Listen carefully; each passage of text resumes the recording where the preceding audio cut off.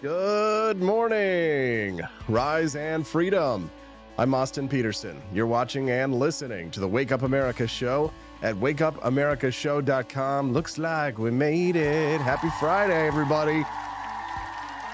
Lots of reasons to be happy because Freedom Family Friday means my smoking hot redheaded libertarian wifey, Stephanie P, is in the house. Good morning. Stephanie? I wish I could keep an earpiece of that music. So it's playing like throughout the entire show so I could just listen to it and dance. Gets you in a good mood, eh? Yes, I love it. Speaking of dancing, wasn't it Baby Hazel? She was kind of kicking around a little bit this morning, wasn't she? See what? Did you see her? No. You can actually see my stomach move now. Really? That's the cool thing. Ugh, Yeah. Very alien. Ugh. Yeah, she definitely is more active. And we took a nice tour of her birthing center yesterday. That was awesome. Yeah, we got to go see where you're going to have Baby Hazel. I know. I got to see the birthing tub. I'm all into that kind of stuff. and I learned about peanut balls and yoga balls. There's all sorts of toys you can use to give birth. Birthing toys. Oh. It could be used for another purpose. Maybe we should just move on. We're going to talk this morning to Justin Peterson as well at 8 o'clock. Freedom Family Friday means Justin zooms in from Boston. Justin from Boston. I know, he's very popular. Everybody loves him. We're going to talk to Justin Peterson about a million things. We're going to ask him about the testicles in our plastic. No, the plastic in our testicles. Oh, my goodness. You read this I never knew this before. I'm glad that you got to see it for the first time this morning. It's wild, it's weird, it's wacky. We'll talk about that with Justin. Not having a baby boy is all I'm saying. Yeah. Hazel will not have plastic in her. No, you won't have to worry about that. No. We'll talk to Justin about that and a bunch of other fun stuff.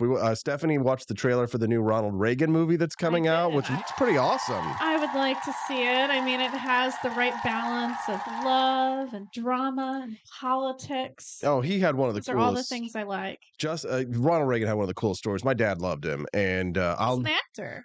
Yeah, he was like a B-movie actor, and he did a lot of films during World War II. He did a lot of like war films for the troops to like train them up on like how to like do proper soldiering and things. Interesting. Oh yeah, he had just a fascinating life. But people are like trying to paint him like he's stupid, but he also had a degree in economics. Really? Yeah, so he was no fool. Wow. And Ronald Reagan's wife, Nancy, was widely credited for his rise to power because she was the one who kind of saw the potential for Ronald to go further than just governor of California. There's all these powerful women behind these powerful men. For sure. Well, the trailer for it looks awesome. So we'll see it. It's coming out in August. Yeah, we'll play the trailer and we'll talk to Justin about it. My earliest memory of Ronald Reagan was being a little boy and going to see him at the airport. My dad took me because he came to Kansas City. My dad took me to see him when he got off of Air Force One. And I remember sitting on my dad's shoulders. That's how small I was. And seeing Ronald Reagan and waving at him and him wearing this beautiful brown suit that he came out there on the tarmac and waved at everybody. And I was very young. Memory of it's definitely 3-ish. It's definitely one of my early memories. Yeah, one of my earliest memories. So I don't think I've ever seen him. 1988. No. You were born the year he was out of office, and then you didn't see him a whole lot after that. Anyways, we'll talk about Ronald Reagan a little bit later. We've got to talk about the Ronald Reagan of Argentina, Javier Milei, making the cover of Time magazine. We discussed it a little bit yesterday, but we didn't have time to get into details, Steffi. Aaron Sepulveda, our economist buddy from Texas, is going to zoom in this morning because there's a lot of BS and debunking in that article. Of course, it's a mainstream media. It's a hit piece. I like the article. I think the fact that the article was entertaining probably means that it's not true. Right. Well, there were a lot of there's a lot of lies in there, or what I would say, not lies necessarily. What they do is they report only on the things that make him look bad in order to try and slander free market economics. I mean, I thought him doing telepathy with his dogs is really awesome. Okay, that's fascinating. Yes, hilarious. And we are going to talk. It's not a lie. I really hope it's not. Well, and the fact that his sister likes to read tarot cards. He really did do telepathy. That's true. Yeah. Oh Oh man, So you're gonna shatter all of my hopes and dreams here. yeah, well, we're going to hear from Aaron Sepulveda this morning about some of the mistruths or half truths that they published in the Time Magazine article. So that'll be at 7:30 this morning. It's going to be an awesome show. So let's It's gonna go so fast. It is. We got too much stuff to talk about and too little time. Real briefly, if you guys want to see today's bonus content, don't forget to get those Rumble rants in. Or my recommendation, head over to apforlibertyshop.com this morning and check out the flag that we sold 1 billion of yesterday. Even at the OBGYN office, we had people looking at our an appeal to heaven flag. Everybody was curious to find out about the patriotic flag that flew over many ships, American private merchant seamen during the Revolutionary War. The appeal to heaven flag. I had no idea what it was. Well, did you when you told me to make it yesterday, I was like, okay. Did I show you the article that showed AOC was complaining about it? Yes. She was because furious. a Supreme Court justice was had it above his house. She was furious. She had a meltdown because Justice Alito's flag, appeal to heaven flag, appeared at his beach house. She called it a threat to democracy. I think the message behind it is nice. It sounds peaceful. Yeah. So I mean, it's about it's about the appeal to heaven. The concept behind it is that when no one else is supporting you, when you're in a conflict between a power, when you're being oppressed, there is no one else to appeal to, so you have to appeal to heaven. So because the French at this point were not supporting the American cause. They came in a little bit later. And so the American colonists, when they were fighting the British, they had to come up with their own symbols and these concepts of themselves in order to rally people around the idea of independence. So the appeal to heaven was them saying, we have no one but God to defend us in our fight. And that triggers the left, of course, because they're communist atheists who want to destroy religious liberty in this country, and they despise free speech when it doesn't agree with them. So, so if you want to trigger a leftist this summer, head on over to apforlibertyshop.com this morning. Get yourself it's a beautiful flag, beautiful white flag, the pine tree flag. Onto more merchandise. Yeah. Like mugs. Yeah. So if it's maybe bags. Exactly. So mats on the ground. Anything. There you go. So if we raise $60 by the end of the show today, you'll get to see today's final in the series of mini documentaries based around the times that real libertarianism has been tried. And I'd be curious to see if you can guess what today's is. Today's probably the most famous example, at least in recent modern history, of times that libertarianism has been tried. And if you just don't want to play the guessing game, go buy some flags at the shop and some coffee and unlock it so you can just watch it. Okay? Okay. Are we ready to start? $60, the magic number. There we go. Sandrians. Did you see you see these videos of Donald Trump's rally in the Bronx and how many people were lined up to see him there? He's got a lot of fans. He's got a lot of fans in New York City. On Tim Pool's Twitter, he had a great shot of the crowd, and I was wondering how he did that. I think he was skateboarding, or somebody was skateboarding while recording, because it was such a smooth shot. It was super cool. It looked like a drone almost. Yeah, I've got it pulled up on the screen right now. It almost looks like a drone the way that it's shot. Yeah. It probably is a skateboard, you're right, but let's heard the skateboard noise when he went down the street. Oh, let's see. I'll turn it on. I don't want to blast people's ears out, but hold on.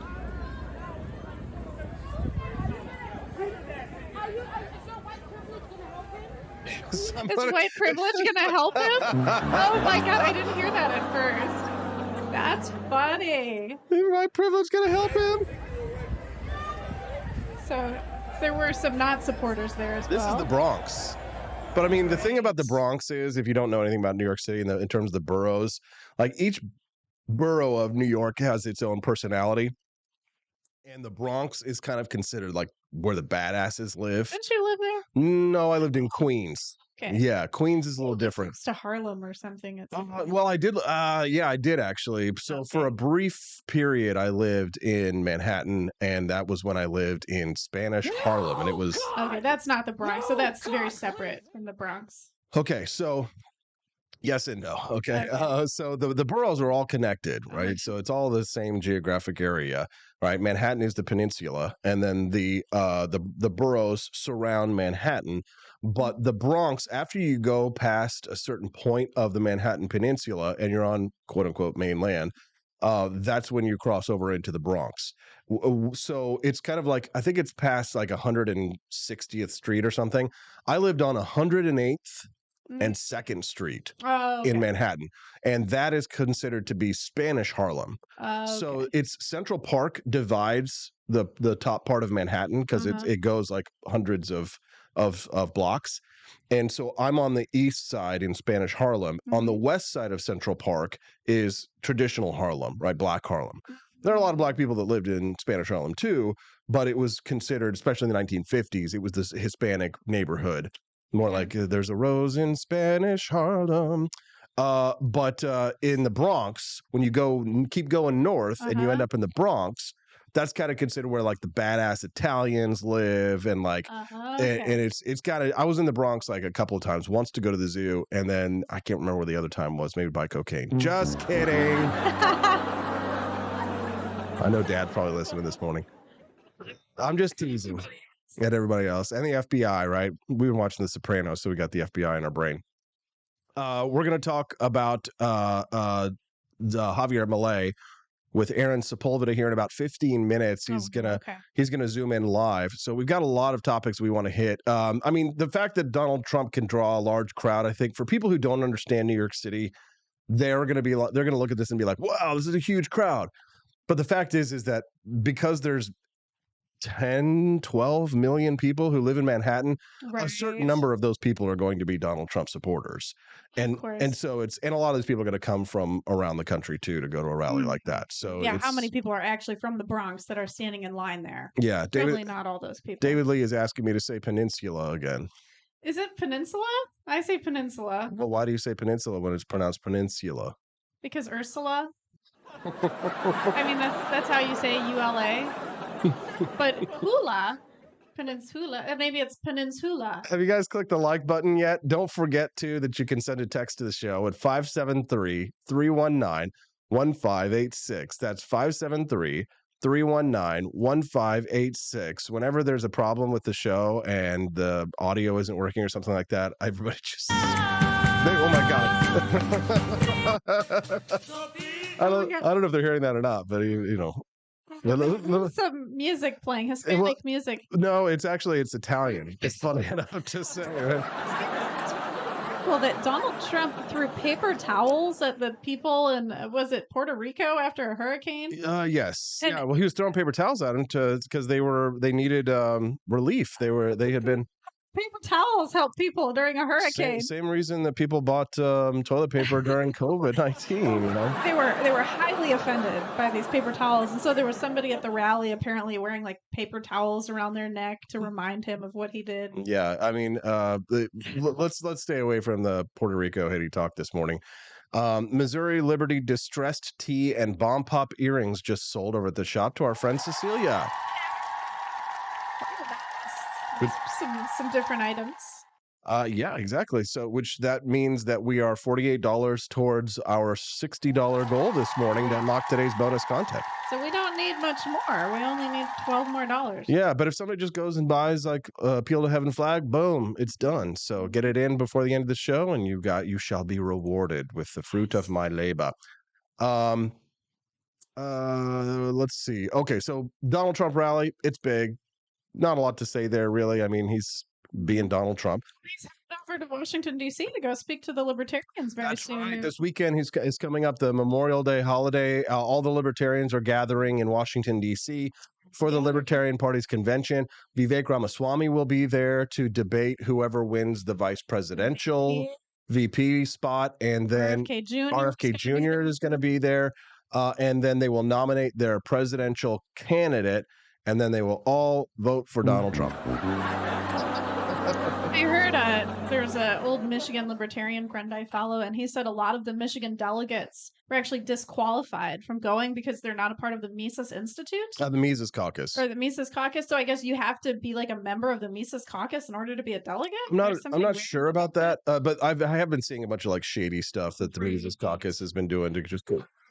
Drama at this LP That's convention. what it's all about. That's the Yes. point. So yeah, so we'll keep an eye on that this weekend, and then we'll report on it. We are going to take Monday off. We'll still be working. Don't you worry. Oh, you know, we're gonna take a 3-day weekend like everybody else is this weekend, and so.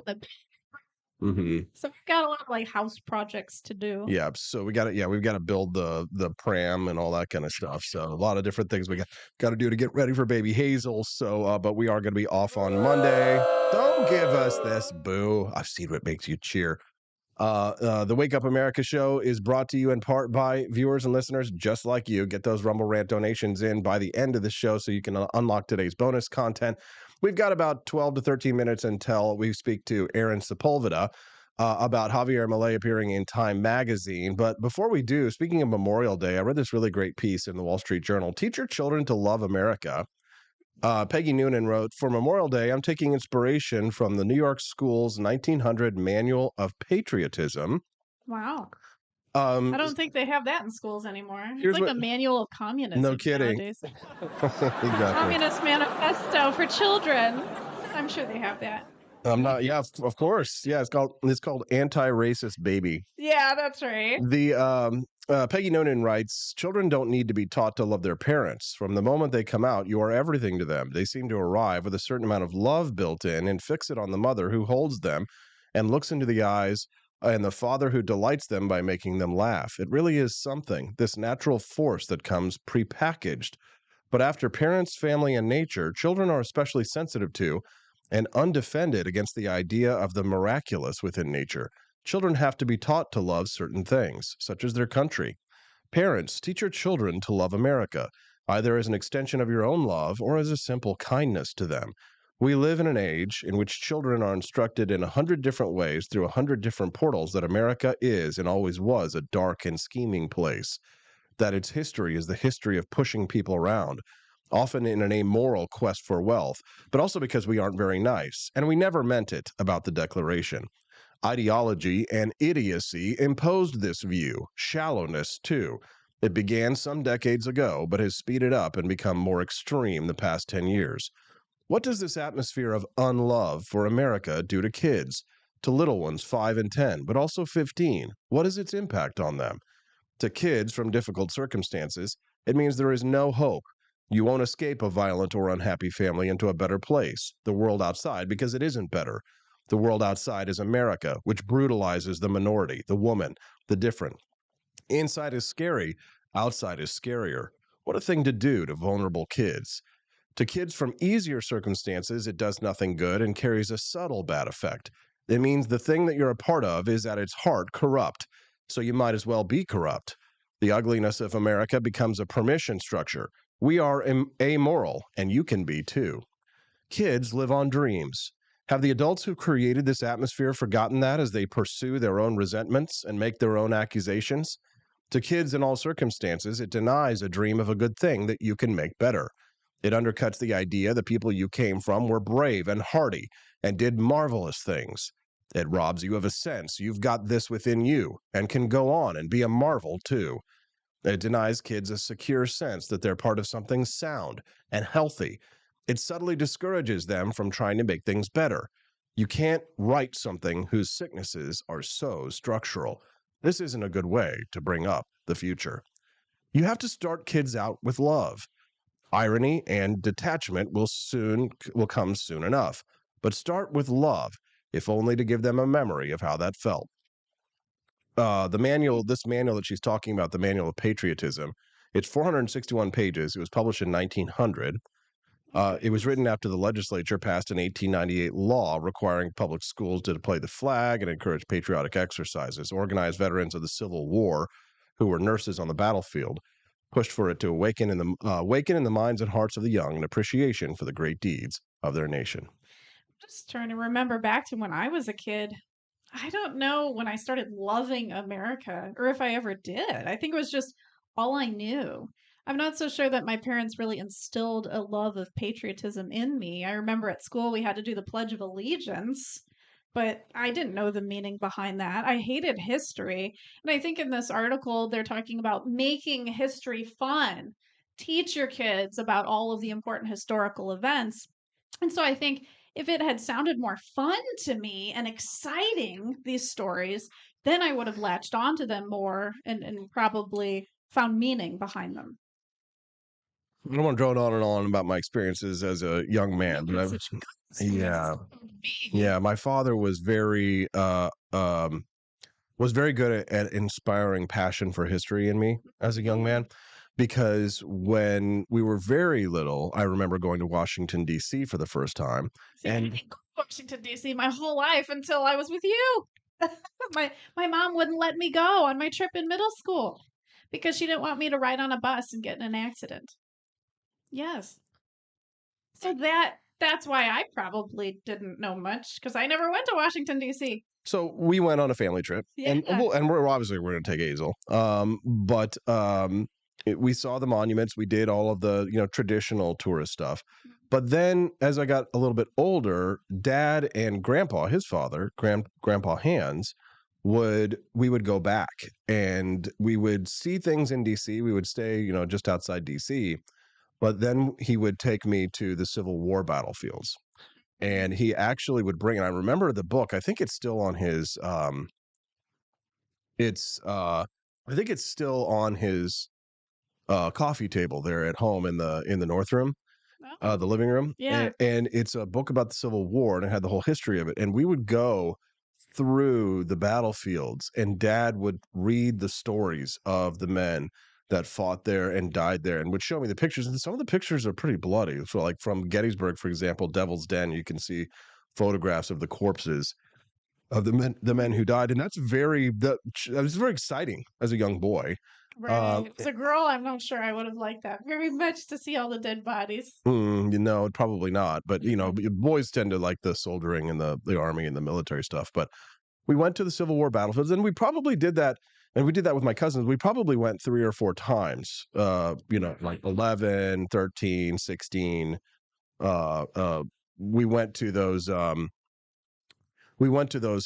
sites and talked about the history. And I've gone through such a transformation in my life, not necessarily from an ideological perspective, because obviously my father is a conservative, and I lean more libertarian. But I remember sort of being a young boy and identifying with the federal soldiers, and identifying with the North, right? Because they were the winners. They were the United States. And then as I got a little bit older, I remember I felt a little more rebellious, and I identified more with the Confederacy and Wow. Johnny Reb.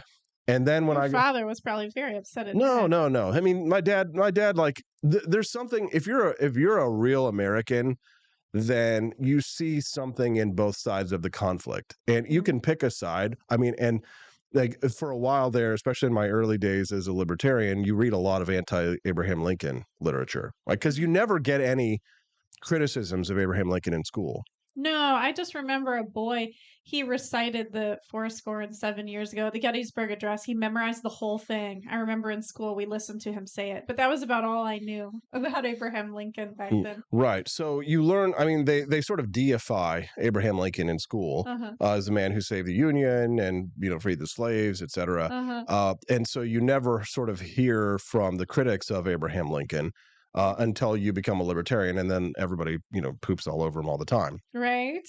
So the when I got a little bit older, after I, matured, and I was like, well, I didn't identify with the South anymore either. I was kind of like in this almost an anarchist. I was just like, screw both sides. And then as I got a little bit older again, I started to even rebel against the libertarians in their view of Abraham Lincoln and the Civil War in the South, right? Yes, yes, yes. Right. So now I find myself an army of one when it comes to my Mhm. view on things. Still very much a limited government libertarian, able to accept the criticisms of Abraham Lincoln from the South's point of view, but also, understanding and believing that the slaveholding governments of the South needed to be crushed by force if necessary. right? Because slavery is an abominable evil, and it's you can kill someone who holds slaves to free their slaves. That is more, in my opinion, yes. Yeah. Yeah, someone's a slaveholder and they're holding human slaves, then you could say, "Hey, release your slaves or else." And if they don't, then I think it is morally not objectionable Mhm. to fight them and if necessary kill them. I'm just picturing that happening in this modern day. I mean, and it isn't a challenge. Well, I mean, it does happen in the modern day. Slaves still exist around the world, Right. right? So if there was, for example, the cartel, they Mhm. bring sex slaves across the southern Mhm. border all the time, and And human trafficking. human trafficking, absolutely. And we as Americans have a right to prevent that, to prevent women from being sold into slavery here in the United States, into sex Right. slavery. And if those narco terrorists and human traffickers resist us freeing their slaves, then we absolutely have a moral duty to kill them, to prevent them from putting women into sex slavery. So Absolutely. it's And uh, I'm thinking about too, baby Hazel. The theme of her room, I've decided. At first it was patriotism. Now I think it's American values. So we have like patriotic stuff, we've got our dogs, we've got nature, family. So